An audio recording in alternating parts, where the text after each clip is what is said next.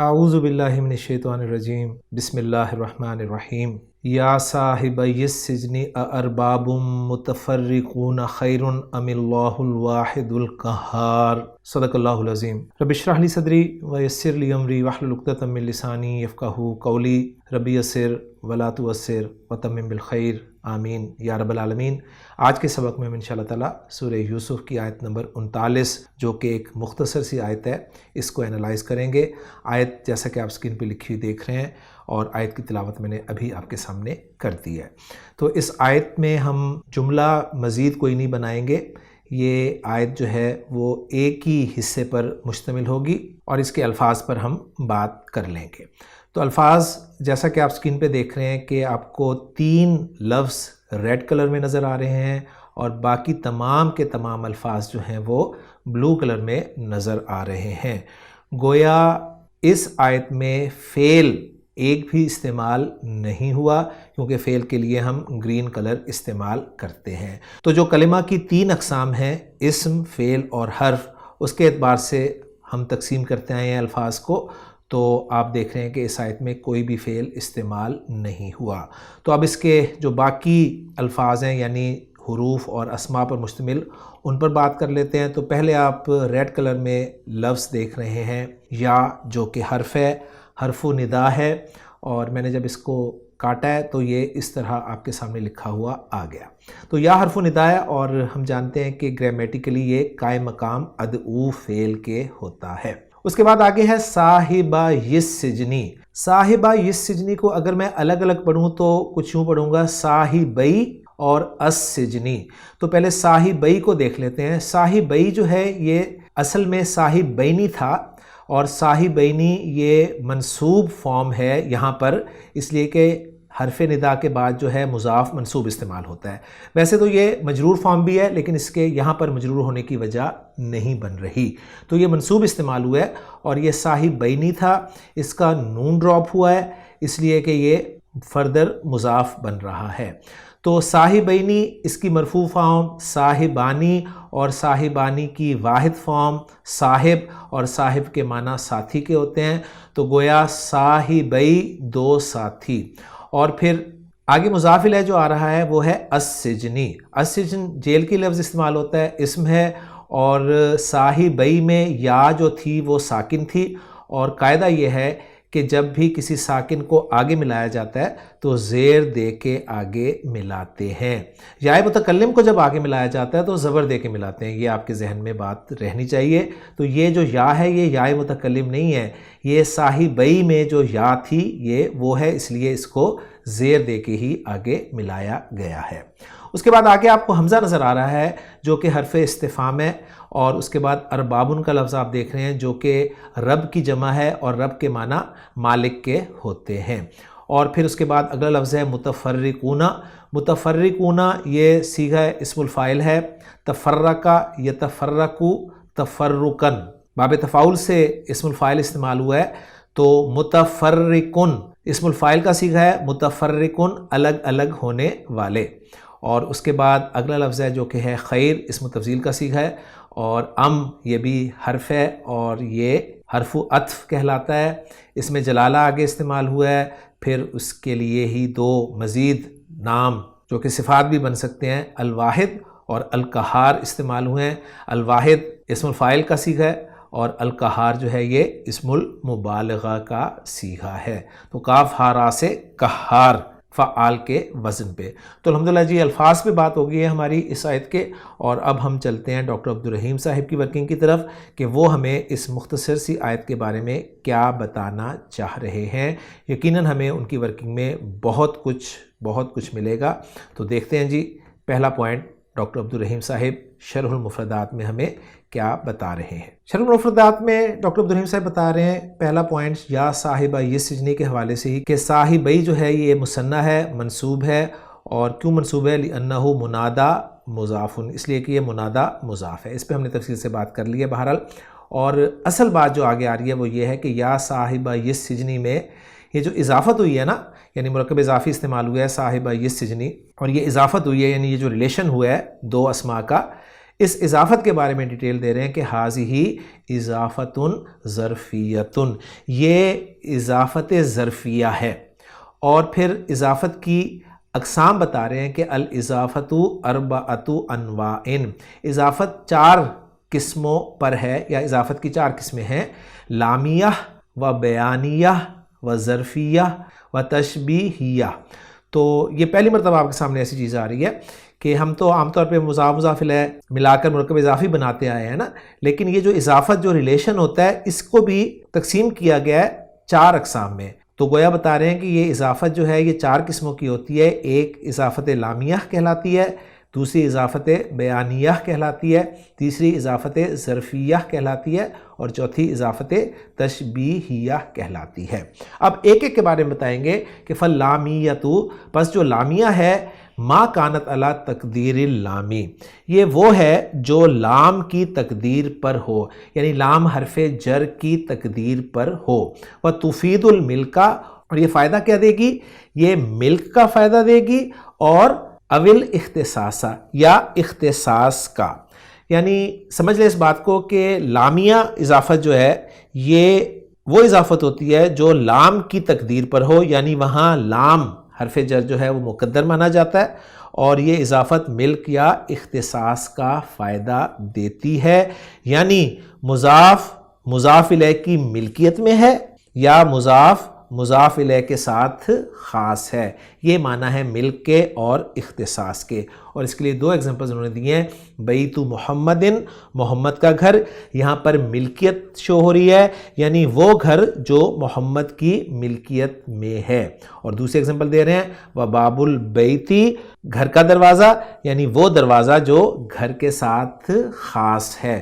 تو اضافت لامیہ جو ہے یہ ملک یا اختصاص کا فائدہ دیتی ہے۔ دوسری قسم جو ہے اضافت کی وہ ہے البیانیہ۔ البیانیہ کے بارے میں بتا رہے ہیں کہ ما کانت علی تقدیر من، جو من کی تقدیر پر ہو، یعنی مضاف اور مضاف الیہ کے درمیان حرف جر من مقدر مانا جائے، وضابطھا، اور اس کا ضابطہ یعنی اس کی تعریف یہ ہے کہ ان یکون المضاف الیہ جنسا للمضاف، کہ مضاف الیہ جو ہے یہ مضاف کے لیے جنس ہو، اور یہ بھی کہا جاتا ہے اس کے بارے میں کہ مضاف مضاف الیہ کی جنس میں سے ہو۔ تو یہ دونوں جملے ذرا اچھی طرح سمجھ لیں، مضاف الیہ مضاف کی جنس ہو، یا مضاف مضاف الیہ کی جنس میں سے ہو، اور مطلب کیا اس کا؟ یعنی جنس کی ایک نوع یا قسم ہو، اور اس کے لیے ایگزامپلز دے رہے ہیں، مثلا سوارو ذہبن، سونے کا کنگن۔ اب یہاں پر دیکھیں سوار کنگن ہے، ذہب سونا ہے، تو کنگن جو ہے مضاف یہ سونے کی جنس میں سے ہے، تو یہ اضافت جو ہے یہ اضافت بیانیہ کہلائے گی۔ اسی طرح قلم و رصاصن، لیڈ پینسل کے لیے لفظ استعمال ہوتا ہے، باب حدیدن، لوہے کا دروازہ، حقیبۃ جلدن، چمڑے کا بیگ۔ تو یہاں پر آپ غور کریں گے تو آپ کو سب باتیں مل جائیں گی کہ مضاف الیہ جو ہے وہ مضاف کے لیے جنس ہے، یا مضاف جو ہے مضاف الیہ کی جنس میں سے ہے۔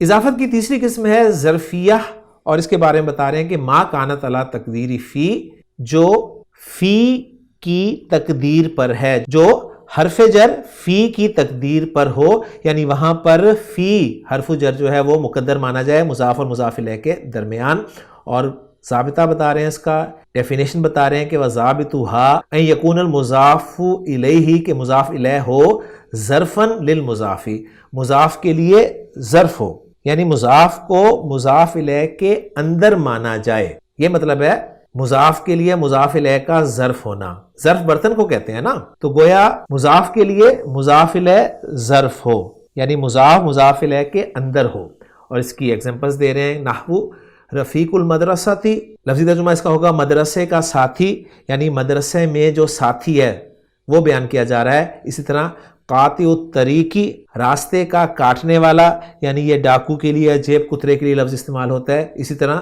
صلاۃ اللیلی، رات کی نماز، یعنی رات میں نماز مراد ہے، اور صوم رمضانہ، رمضان کا روزہ، یعنی رمضان میں روزہ، ومنہ، اور اسی قبیل سے ہے، یعنی اسی ٹائپ سے ہے، صاحب السجنی، جیل کے 2 ساتھی، یعنی جیل میں جو حضرت یوسف علیہ السلام کے 2 ساتھی تھے، وہ مراد ہیں. تو یہاں پر جو اضافت ہے یہ ظرفیہ والی اضافت کہلائے گی. اور اضافت کی پھر چوتھی قسم بتا رہے ہیں وَالتَّشْبِیہیہ، اور اس کے بارے میں بتا رہے ہیں کہ ما کانت علی تقدیری کاف تشبیہی، جو کاف تشبیہ کی تقدیر پر ہو، یعنی جہاں پر مضاف مضاف الیہ کے درمیان حرف جر کاف جو ہے وہ مقدر ہو. وَضَابِطُهَا، اور اس کا ضابطہ یا اس کی ڈیفینیشن کیا ہے کہ این یضاف المشبہ بہ الی المشبہ. دو لفظ استعمال ہوتے ہیں جی تشبیہ کا جب بھی ذکر ہوتا ہے، ایک کو کہتے ہیں مشبہ اور دوسرے کو کہتے ہیں مشبہ بہ. مشبہ کہتے ہیں جس کو تشبیہ دی جائے، اور مشبہ بہ کہتے ہیں جس کے ساتھ تشبیہ دی جائے. جیسے میں ایک مثال آپ کے سامنے رکھتا ہوں، ہم کہتے ہیں کہ علی کل اسدی، علی شیر کی طرح ہے. تو علی کو آپ تشبیہ دے رہے ہیں شیر کے ساتھ، تو اس میں علی جو ہے وہ مشبہ ہے اور شیر جو ہے وہ مشبہ بہ ہے. تو بتا رہے ہیں کہ مشبہ بہ کو مشبہ کی طرف اضافت دی جائے. حالانکہ عام طور پہ مشبہ پہلے ہوتا ہے اور مشبہ بہ بعد میں ہوتا ہے، لیکن یہاں پر اس طرح ہوگا کہ مشبہ بہ کو مشبہ کی طرف مضاف کر دیا جائے گا. گویا مشبہ بہ کو مقدم کر دیا جائے گا اور مشبہ جو ہے وہ بعد میں آئے گا. اور اس کی ایگزامپل دے رہے ہیں ورد الخدی. ورد کہتے ہیں گلاب کے پھول کو اور خد کہتے ہیں گال کو. تو اس کا لفظی ترجمہ ہوگا گال کا گلاب، یعنی ایسا رخسار جو گلاب کی طرح ہے. یعنی اس کو اگر ہم حرف جر کے حوالے سے استعمال کریں نا تو کچھ یوں بنے گا اس کا کہ خد کل وردی، خد کل وردی. اور یہی ذکر کر رہے ہیں ای یعنی خد کل وردی. تو میں امید کرتا ہوں کہ ساری بات آپ کے سامنے الحمدللہ کلیئر ہو گئی ہوگی. تو بہت اہم بات ہمارے سامنے آئی ہے کہ اضافت جو ہے یہ 4 طرح کی ہوتی ہے، ایک لامیہ، ایک بیانیہ، ایک ظرفیہ اور ایک تشبیہیہ. لامیہ میں حرف جر لام مقدر ہوتا ہے مضاف اور مضاف الیہ کے درمیان، بیانیہ میں حرف جر من مقدر ہوتا ہے، اور ظرفیہ میں حرف جر فی مقدر ہوتا ہے، اور تشبیہیہ میں حرف جر کاف مقدر ہوتا ہے. امید ہے بات آپ کو کلیئر ہو گئی ہوگی. اب آگے بتا رہے ہیں کہ ارباب متفرقون خیر ام الواحد القہار، اس حوالے سے کہ اربابن جو ہے یہاں پر مبتدا ہے اور وہ نکرہ ہے. تو یہاں پر ایک نئی بحث شروع ہوگی کہ مبتدا نکرہ آ سکتا ہے. تو اس کے حوالے سے جو ڈیٹیل دے رہے ہیں میں چاہوں گا کہ یہ ڈیٹیل آپ کے ساتھ مفتی سعید صاحب جو ہے وہ شیئر کریں. جناب مفتی سعید صاحب. بسم اللہ الرحمن الرحیم. ارباب متفرقون خیر ام اللہ الواحد القہار. آیت کے اس حصے سے متعلق عبارات کی تحلیل پیش خدمت ہے. پہلے نمبر پہ ابتدا بالنکرہ کا مسئلہ ذکر کیا جا رہا ہے. چنانچہ عبارت یہ ہے ارباب مبتدا وهو نکرہ ويجوز الابتداء بالنکرة اذا وجد احد المصوغات منها ان يسبقها استفهام نحو أإله مع الله، ومنها ان تكون موصوفة نحو والأمة مؤمنة خير من مشركة. وقد اجتمع في قوله تعالى أأرباب متفرقون المصوغان، فالنكرة موصوفة ويسبقها استفهام. يقول ابن مالك ولا يجوز الابتداء بالنكرة ما لم تفدك عند زيد تمرة هل فتى فيكم وما خل لنا ورجل من الكرام عندنا. چنانچہ ارباب متفرقون خیر، اس میں چونکہ ارباب نکرہ ہے اور نکرہ یہاں مبتدا بن رہا ہے، خیرون خبر ہے، تو ابتدا میں نکرہ کیا درست ہے اور کب درست ہے اس کو حل کیا جا رہا ہے. چنانچہ کہہ رہے ہیں ارباب مبتدا ہے وہو نکرۃ، اور یہ نکرہ ہے. ویجوز الابتداء بالنکرۃ اذا وجد احد المصوغات، اور ابتدا بالنکرہ جائز ہے جبکہ مصوغات میں سے کوئی ایک پایا جائے. لفظ مصوغات جمع ہے مصوغہ کی، اور یہ تصویغ سے اسم فاعل ہے. تصویغ باب تفعیل ہے جس کا مجرد صوغ ہے، سین واو غین، اور اسی صوغ سے سائغ کا لفظ قرآن میں استعمال ہوا ہے. لبناً خالصاً سائغا للشاربین، کہ گوبر اور خون کے درمیان سے اللہ نکالتے ہیں ایسا دودھ جو خالص ہوتا ہے، صاف شفاف ہوتا ہے، اور اس میں نجاست کی کوئی آمیزش نہیں ہوتی، اور پینے والوں کے لیے خوشگوار ہوتا ہے. تو سائغ ایسی چیز کو کہا جاتا ہے کہ جو حلق سے آسانی سے اترنے والی ہو، خوشگوار ہو. اور مصوغ کا معنی یہ بنے گا کہ خوشگوار بنانے والی چیز. اور کسی مقصد کے لیے کسی چیز کو آسان بنانے والی چیز۔ تو یہاں احد المسوغات سے مراد یہ ہے کہ نکرہ سے ابتدا کو خوشگوار بنانے والے جو اسباب ہیں یا جائز بنانے والی جو چیزیں ہیں ان میں سے جب کوئی پائی جائے تو ابتدا بالنکرہ جائز ہے۔ ایسی چیزیں 16 تک شمار کی گئی ہیں، اس سے بھی زائد بعض نے شمار کی ہیں۔ ان میں سے یہاں 2 کا ذکر کیا جا رہا ہے کہ منہا ان یسبقہ استفہام، کہ ان میں سے ایک مسوغ یہ ہے کہ نکرہ سے پہلے استفہام ہو۔ اس کی معروف مثال یہ دی جا رہی ہے اِلٰہ مع اللہ، الہ مبتدا ہے، مع اللہ یہ خبر ہے، کائن سے ظرف بن کے، اور اس میں الہ نکرہ ہونے کے باوجود جو مبتدا بن رہا ہے تو اس کی وجہ یہ ہے کہ اس سے پہلے استفہام ہے۔ جب نکرہ سے پہلے استفہام ہو تو نکرہ مبتدا بن سکتا ہے۔ مسوغات میں سے دوسرا ذکر کیا جا رہا ہے ان تکون موصوفہ، کہ نکرہ تو ہو لیکن موصوفہ ہو، اور نکرہ موصوفہ ہو کر اس قابل ہو جاتا ہے کہ وہ مبتدا بن سکے۔ چنانچہ مثال ہے وَلَأَمَةٌ مُؤْمِنَةٌ خَيْرٌ مِّن مُشْرِكَةٍ، اس میں امتن نکرہ ہو کر بھی مبتدا اس لیے ہے کہ یہ موصوف ہے اور مومنہ اس کی صفت واقع ہو رہی ہے۔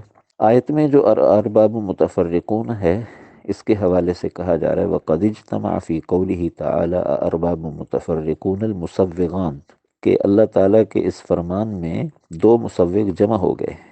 چنانچہ فالنکرۃ موصوفہ، کہ یہاں ارباب نکرہ تو ہے لیکن یہ نکرہ موصوفہ ہے اور متفرقون اس کی صفت ہے، اور دوسرے وَيَسْبِقُهَا استفہام، کہ اس سے پہلے استفہام بھی موجود ہے۔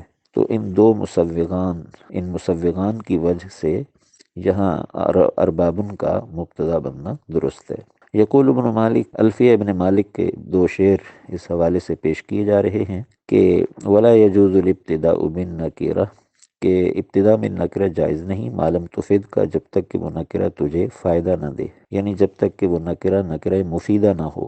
ہاں جب نکرہ مفیدہ بن جائے تو پھر وہ مبتدا ہو سکتا ہے۔ اب یہاں اس کی تفصیل تو نہیں دی کہ وہ مفیدہ کس طرح بنے گا اور اس کے کیا کیا مسوغات ہیں، البتہ مثالیں دے دی ہیں کچھ۔ چنانچہ عند زید تمرتن، اس میں تمرتن مبتدا ہے، مبتدا مؤخر ہے، اور یہ نکرہ ہونے کے باوجود مبتدا بن رہا ہے اس لیے کہ یہ خبر سے متأخر ہے، اور اس سے پہلے عند زید جو خبر مقدم ہے یہ شبہ جملہ ہے۔ تو جب خبر مقدم ہو اور مبتدا مؤخر ہو تب بھی، اور بالخصوص جو خبر مقدم ہو شبہ جملہ ہو تو نکرہ مبتدا بن جاتا ہے۔ دوسری مثال وَهَلْ فَتًن فِيكُمْ، تو اس میں فتن یہ مبتدا ہے، نکرہ ہو کر بھی مبتدا بن رہا ہے اس لیے کہ اس سے پہلے استفہام ہے، حرف استفہام حل موجود ہے۔ ما خل لنا، اس میں خل نکرہ ہو کر مبتدا ہے اس لیے کہ یہ مسبوقہ بالنفی ہے، یعنی اس سے پہلے حرف نفی ما موجود ہے۔ رجل من الکرام عندنا میں رجل مبتدا واقع ہو رہا ہے، اور یہ کیوں؟ اس لیے کہ یہ جملہ مدح پر دلالت کر رہا ہے، اور جب نکرہ وہ مدح پر دلالت کرنے والا ہو اپنے سیاق و سباق سے تو وہ بھی مبتدا واقع ہو سکتا ہے۔ یہاں رجل من الکرام کہ معزز لوگوں میں سے ایک شخص عندنا ہمارے پاس ہے، تو یوں گویا مدح پر دلالت کر رہا ہے یہ رجل من الکرامی کے ساتھ مل کر۔ یہ تو ابتدا بالنکرہ کے حوالے سے کچھ بات تھی۔ آگے آیت کے اندر جو لفظ ام آیا ہے حرف عطف، اس کے حوالے سے تفصیل یہ بتائی جا رہی ہے ام حرف عطف ویلیہ المسئول عنہ نحو ابلال نجح ام اخوہ انجح بلال ام رسب افی الفصل بلال ام فی الملعب۔ ام کے بارے میں یہ کہا جا رہا ہے کہ یہ ایک حرف عطف ہے، اور یہ ایسا حرف عطف ہے کہ جو گویا 2 جملوں کے درمیان میں آئے گا، اور یوں کہیے کہ ایک جملے کے بالکل وسط میں آئے گا، اور جو چیز مسئول عنہ ہے جس کے بارے میں سوال کیا جا رہا ہے وہ ام کے متصل بعد آئے گی، اور یہ ایسا حرف عطف ہے کہ اس سے پہلے کوئی نہ کوئی استفہام ہوگا، اور ام کے ذریعے 2 چیزوں کے درمیان استفہام کو دائر کیا جا رہا ہوگا کہ کیا ایسا ہوا یا ایسا ہوا، کیا یہ چیز ہے یا یہ چیز ہے۔ چنانچہ اس کی مثالیں دیتے ہوئے کہا جا رہا ہے ابلال نجح ام اخوہ، اس میں دیکھیے شروع میں حمزہ استفہام کا ہے، اور یہ بتا رہا ہے کہ یہاں کسی چیز کے بارے میں سوال کرنا مقصود ہے۔ یہاں کس چیز کے بارے میں سوال کرنا مقصود ہے؟ تو جو مسند الیہ ہے جملے کے اندر اور فاعل ہے بلال یا اخوہ، تو ان کے بارے میں سوال کرنا مقصود ہے، اور یہی ام کے متصل بعد آئے گا۔ چنانچہ جملہ یوں ہوگا اب بلال نجح ام اخوہ، کیا بلال کامیاب ہوا یا اس کا بھائی؟ تو گویا بلال یا اس کے بھائی کے درمیان نجاح کو دائر کر کے سوال کرنا مقصود ہے کہ نجاح کا تعلق بلال سے ہے یا اس کے بھائی سے ہے، اور چونکہ یہاں سوال بلال اور اس کے بھائی کے بارے میں ہے لہذا ام کے متصل بعد اخوہ آئے گا۔ اور دوسرا جملہ ہے اناجح بلال ام راسبہ۔ اب یہاں نجح کو مقدم کیا، کیوں؟ اس لیے کہ یہاں ام کے ذریعے سوال کو جن دو چیزوں کے درمیان دائر کرنا مقصود ہے وہ مسند ہے، وہ فعل ہے، یعنی بلال متعین ہے۔ بلال کے بارے میں دو چیزوں میں سے کسی ایک کا تعین مقصود ہے کہ بلال کامیاب ہوا یا بلال فیل ہو گیا، ناکام ہو گیا۔ تو کامیابی ناکامی کے درمیان سوال کو دائر کرنا مقصود ہے، لہذا ام کے بعد راسبہ فوراً آئے گا، اور حمزہ کے بعد بھی نجحہ فوراً آئے گا۔ اوپر والی مثال میں بلال کو مقدم کیا گیا تھا اس لیے کہ سوال اس کے بارے میں مقصود تھا، مسئول عنہ وہ تھا، اور یہاں مسئول عنہ بلال نہیں، یہاں مقصود عنہ نجحہ یا راسبہ ہے۔ تیسری مثال افی الفصل بلال ام فی الملعب، کہ کیا درس گاہ میں ہے، کلاس روم میں ہے بلال یا کھیل کے میدان میں ہے؟ تو یہاں مسئول عنہ فی الفصل اور فی الملعب ہے، اور بلال کے بارے میں یہ سوال کرنا مقصود ہے کہ وہ کلاس روم میں ہے یا کھیل کے میدان میں ہے، لہٰذا حمزہ کے بعد اور ام کے بعد مسئول عنہ فی الفصل اور فی الملعب آئے ہیں۔ تو الحمدللہ جی، مفتی سعید صاحب کی زبانی آپ نے مبتدا کا نکرہ لانا اور یہ جو ام حرف عطف ہے اس کے بارے میں بہت اہم انفارمیشن جو ہے وہ سنی ہے۔ اب ہم چلتے ہیں آخری پوائنٹ کی طرف شرح المفردات میں، اور وہ ہے القہار، جس کے بارے میں بتا رہے ہیں ڈاکٹر عبدالرحیم صاحب کہ یہ اعلیٰ وزن فعال، یہ فعال کے وزن پر ہے، وَهُوَ مِن صِيَاغِ مُبَالَغَةِ اسْمِ الْفَاعِلِ، اور یہ اسم الفاعل کا جو مبالغے کا صیغہ ہے نا یہ ان میں سے ہے، اور اس کی مختلف ایگزامپلز دے رہے ہیں جیسے کہ الرزاق، جیسے کہ الرزاق، الوہاب، الخلاق، العلام۔ تو رازق سے رزاق رزق دینے والا، وہاب عطا کرنے والا، خلاق تخلیق کرنے والا، اور علام جاننے والا، لیکن اس میں مبالغہ پایا جا رہا ہے، یہ ذہن میں رکھیے گا۔ تو الحمدللہ جی، شرح المفردات ہمارا مکمل ہو گیا ڈاکٹر عبدالرحیم صاحب کی ورکنگ کے حوالے سے، اور ایضاحات النحویہ کوئی ذکر نہیں کیا گیا اس آیت کے حوالے سے۔ تو الحمدللہ ڈاکٹر عبدالرحیم صاحب کی ورکنگ جو ہے وہ مکمل ہو گئی ہے۔ اب ہم چلتے ہیں اس آیت میں استعمال ہونے والے جملے کے اعراب کی طرف۔ یا حرف نداء ہے، اور جیسا کہ میں نے آپ کو بتایا کہ یا قائم مقام ادعو فعل کے ہوتا ہے، لہٰذا ادعو فعل کہ اسے ہم ایکولنٹ قرار دیں گے۔ ادعو فعل جو ہے یہ فعل اور فاعل کا مجموعہ ہوتا ہے، اور انا ضمیر مرفوع متصل اس کا فاعل ہے۔ اس کے بعد آگے آ رہا ہے منادا، جو کہ صاحبہ یس سجنی کی صورت میں ہے، اور یہ مضاف مضاف الیہ کا مجموعہ ہے، اور منادا جو ہے یہ قائم مقام مفعول بہ کے ہوتا ہے، لہٰذا اب ادعو فعل اپنے فاعل اور اپنے مفعول بہ سے مل کر جملہ فعلیہ ہو کر ندا بن جاتا ہے، جس کا پھر جواب ندا یا مقصود بن ندا جو ہے وہ آگے آتا ہے، اور وہ ہے ارباب متفرقون خیر ام اللہ الواحد القہار۔ اس میں حمزہ جو ہے حمزہ استفہام ہے، ارباب موصوف ہے جس کی صفت جو ہے متفرقون ہے، موصوف صفت مل کے یہ مبتدا بن رہا ہے، اور خبر آ رہی ہے خیرن، اس لیے آپ مرفوع دیکھ رہے ہیں۔ ام حرف عطف ہے، اس میں جلالہ یہ معطوف ہے اربابن پر، اور الواحد جو ہے یہ صفت بن رہی ہے اس میں جلالہ کی، اور القہار جو ہے یہ صفت ثانی ہے۔ تو گویا اس میں جلالہ موصوف اپنی دونوں صفات سے مل کر یہ معطوف ہو جائے گا اربابن کے لیے، اور پھر اربابن جو ہے معطوف علیہ اپنے معطوف سے مل کر مبتدا بن جائے گا، جس کی خبر جو ہے پھر وہ خیرن کی صورت میں آ جائے گی۔ یوں یہ جملہ اسمیہ جو ہے یہ مقصود بن ندا یا جواب ندا بن جائے گا، اور پھر ندا اور جواب ندا آپ کے سامنے دونوں آ جائیں گے۔ تو الحمدللہ ہم نے ورکنگ کر لی اپنی۔ اب ہم دیکھ لیتے ہیں محمود صافی صاحب کی ورکنگ کہ وہ کتنے جملے بنا رہے ہیں اس آیت کے، اور کس طرح ان کا اعراب شو کر رہے ہیں۔ تو محمود صافی صاحب بتا رہے ہیں کہ جملہ ندا جو ہے یا صاحب یہ سجنی والا، یہ لا محل لہا استنافیہ ہے، اور ارباب خیر والا جملہ جو ہے یہ لا محل لہا جواب ندا ہے۔ تو گیا پورا جملہ جو ایک ہے وہ جملہ ندائیہ بن رہا ہے، اور اس میں جو ارباب والا حصہ ہے وہ جواب ندا یا مقصود بن ندا بن رہا ہے۔ تو الحمدللہ جی، اعراب جو ہم نے ایفرٹ کی تھی وہ میچ ہو گئی محمود صافی صاحب کی ایفرٹ کے ساتھ۔ تو اب آخری چیز جو رہ گئی ہے اس آیت کے حوالے سے وہ ہے اس آیت کا ترجمہ۔ تو وہ میں آپ کے سامنے رکھتا ہوں عبدالسلام صاحب کا۔ عبدالسلام صاحب اس کا ترجمہ کر رہے ہیں کہ یا صاحب السجنی، اے قید خانے کے دو ساتھیوں، ارباب متفرقون خیر ام اللہ الواحد القہار، کیا الگ الگ رب بہتر ہیں یا اللہ جو اکیلا ہے نہایت زبردست ہے؟ تو الحمدللہ جی ہماری سورہ یوسف کی آیت نمبر 39 مکمل ہو گئی ہے، اور بہت اہم چیزیں اس میں بھی ہمیں ملی ہیں۔ ہمیں اضافت کی اقسام کے بارے میں پتہ چلا، ہمیں مبتدا کے نکرہ آنے کی کچھ وجوہات مفتی سعید صاحب نے ڈاکٹر عبدالرحیم صاحب سے ہٹ کر مزید کچھ بتائی ہیں۔ تو کوئی بھی لیکچر آپ کے لیے ضرور بے ضرور مفید ہی ثابت ہوگا۔